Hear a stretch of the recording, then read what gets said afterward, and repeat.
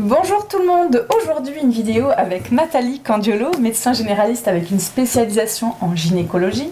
Aujourd'hui Nathalie, une question que beaucoup de femmes se posent, quels sont les signes d'une fausse couche? Alors déjà, il faut être enceinte. Bien sûr. Parce que des fois, les dames viennent te voir, elles ont eu 5 jours de retard, elles n'ont pas fait le test et elles pensent que comme elles saignent beaucoup, c'est une fausse couche. On ne pourra pas affirmer fausse couche si on n'a pas un test de grossesse positif. D'accord. Et la deuxième chose, on peut avoir des contractions, des douleurs de règles. D'accord, oui. Alors, il faut aussi te méfier parce qu'on peut avoir des petites contractions de temps en temps et ça, c'est notre utérus qui grandit pour laisser la place au bébé.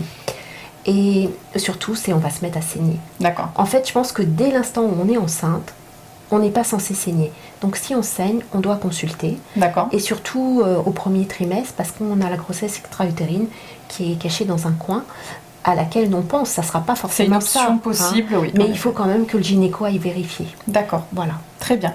Nathalie, il y a des femmes qui vont saigner pendant le premier trimestre de grossesse, mais qui vont garder leur grossesse jusqu'au bout.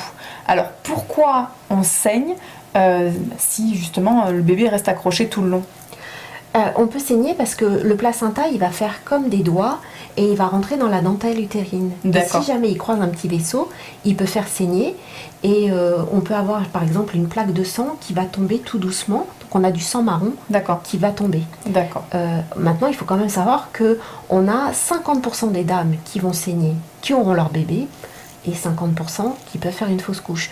Donc on reste positif, même si on saigne, d'abord on fait l'écho, on voit ce qui se passe et souvent on va aller jusqu'au bout de sa grossesse. D'accord. On peut avoir un arrêt de travail pour essayer de faire cool et que le bébé s'accroche bien et qu'on soit tranquille. Très bien.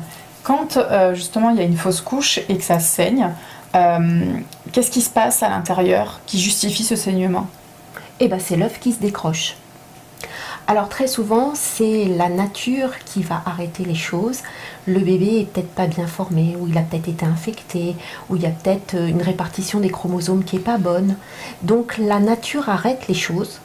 Et moi je dis toujours aux dames que c'est pas parce qu'on prend l'escalier du métro et qu'on tombe dedans un matin qu'on va tomber tous les matins. Donc c'est pas parce qu'on fait une fausse couche qu'on refera plein de fausses couches derrière. C'est un accident de la vie et on ne fera des bilans que quand on est au bout de 3 fausses couches d'affilée. Parce que là on se dit ah il y a peut-être quelque chose. Mais c'est un accident de la vie et je pense que la nature fait bien les choses. Oui, je suis d'accord. Et ça veut, moi je le positive, ça veut dire qu'on peut être enceinte avec son compagnon. Et donc, il faut réessayer tout simplement quand on est prêt dans sa tête. D'accord, très bien. Merci beaucoup Nathalie d'avoir répondu une fois de plus à mes questions. On vous dit à bientôt.